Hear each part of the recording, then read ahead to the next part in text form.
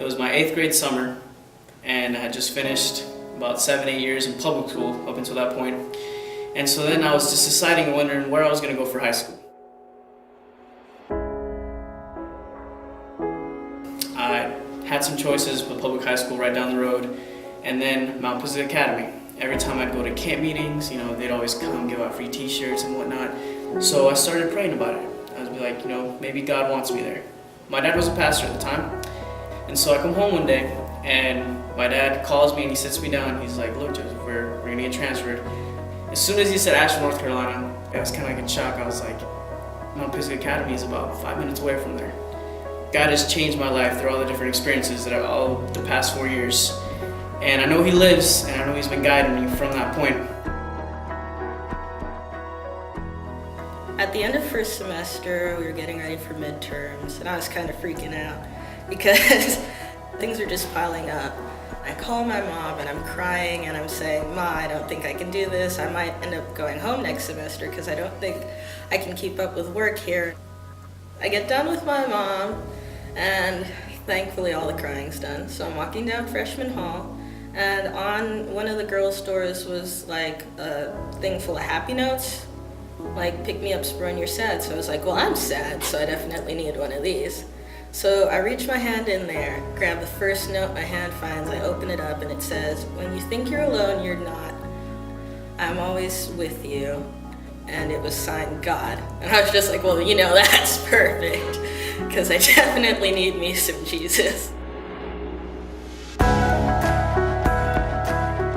went on the Mexico mission trip, and you could either be working with the children or preaching the sermons for an evangelistic series.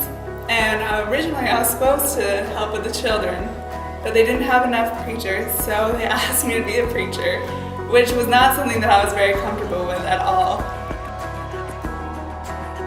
A man came up to me and he said that after hearing my sermon, he decided that he wanted to give his life back to God.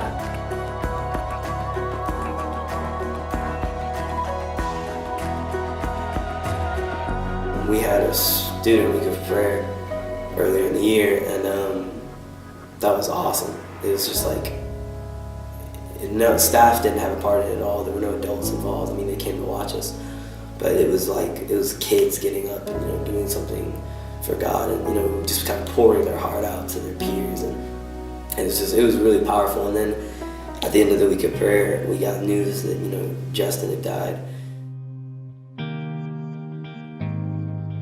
A former student, an alumnus of the school, passed away the last day of our week of prayer. We had a speaker plan and everything, and music, but none of that even mattered. As soon as we found out that happened, everybody was out praying around the bell. We were praying with each other. We were praying in a big group. We were praying out loud. We were praying silent. Everybody was crying. Everything had been going good, and all of a sudden, something big like that, just, I don't know, it hit me pretty hard. Everybody just really came together and became a family. I saw Jesus in that situation. Even in death or despair or anything, God, He's in everything. God is definitely working on this campus, and He's working really hard to change people, and the devil's having to step it up. I feel like sometimes the devil has the really easy job, because it's really easy to break things, but it's not easy to put things back together. And God every time puts it back together, and He puts our lives back together, and no matter what the devil throws our way, God's always like, right hook right back at him. I don't think that God is in just one thing. I don't think God picks, I'm going to be in this today, I'm going to be in that today.